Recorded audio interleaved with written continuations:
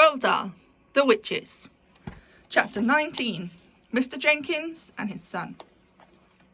Mr. Jenkins came striding up to our table with a very purposeful look on his face. "Where's that grandson of yours?" he said to my grandmother. He spoke rudely and looked very angry. My grandmother put on her frostiest look, but didn't answer him.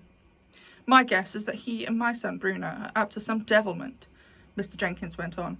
"Bruno hasn't turned up for supper, and it takes a lot to make that boy miss his food. I must admit, he has a very healthy appetite," my grandmother said.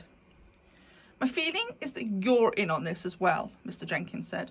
"I don't know who the devil you are, and I don't much care, but you played a nasty trick on me and my wife this afternoon.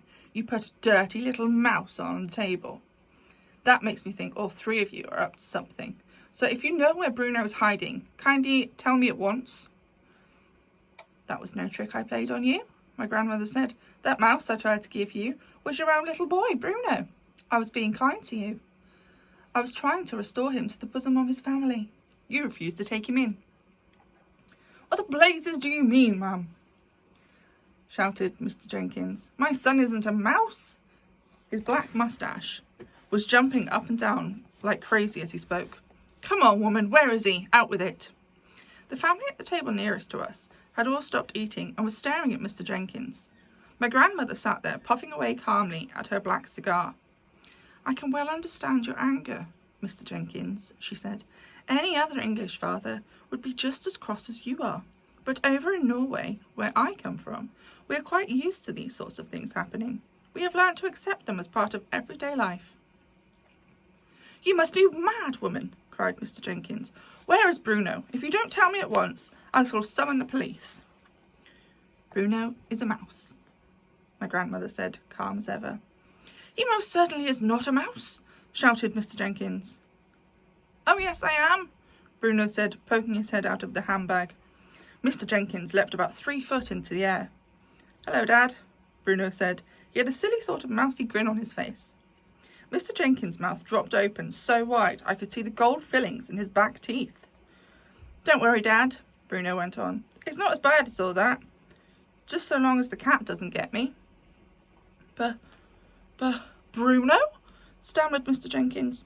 "No more school," said Bruno, grinning a broad and asinine mouse grin. "No more homework. I shall live in the kitchen cupboard and feast on raisins and honey." But Bruno," stammered Mr. Jenkins again. "How did this happen?"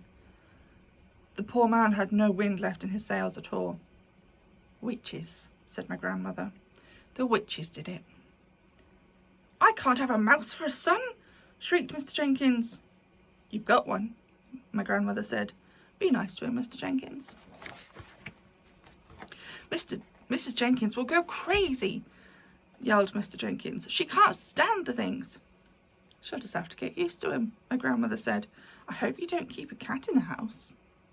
We do, cried Mr. Jenkins. "Topsy is my wife's favourite creature."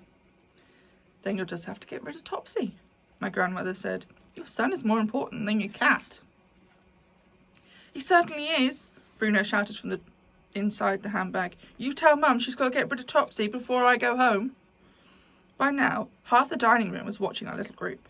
Knives and forks and spoons had been put down, and all over the place, heads were turning round to stare at Mr. Jenkins as he stood there spluttering and shouting. They couldn't see either Bruno or me, and they were wondering what the fuss was about. "By the way," my grandmother said, "would you like to know who did this to him?" There was a mischievous little smile on her face, and I could see that she was about to get Mr. Jenkins into trouble. "Who?" he cried. "Who did it?" "That woman over there," my grandmother said. "The small one in the black dress at the head of the long table." "She's RSPCC," cried Mr. Jenkins. "She's the chairwoman." "No, she's not," cried my grandmother. "She's the Grand High Witch of all the world." "You mean she did it? That skinny little woman over there?" shouted Mr. Jenkins, pointing at her with a long finger.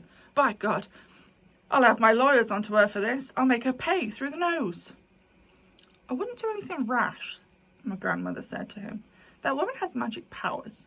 She might have said to turn you into something even sillier than a mouse. A cockroach, perhaps." Turn me into a cockroach? Shouted Mr. Jenkins, puffing out his chest. I'd like to see her try. He swung around and started marching across the dining room towards the Grand High Witch's table. My grandmother and I watched him. Bruno had jumped up on our table and was also watching his father. Practically everyone in the dining room was watching Mr. Jenkins now. I stayed where I was, peeping out of my grandmother's handbag. I thought it might be wiser to stay put.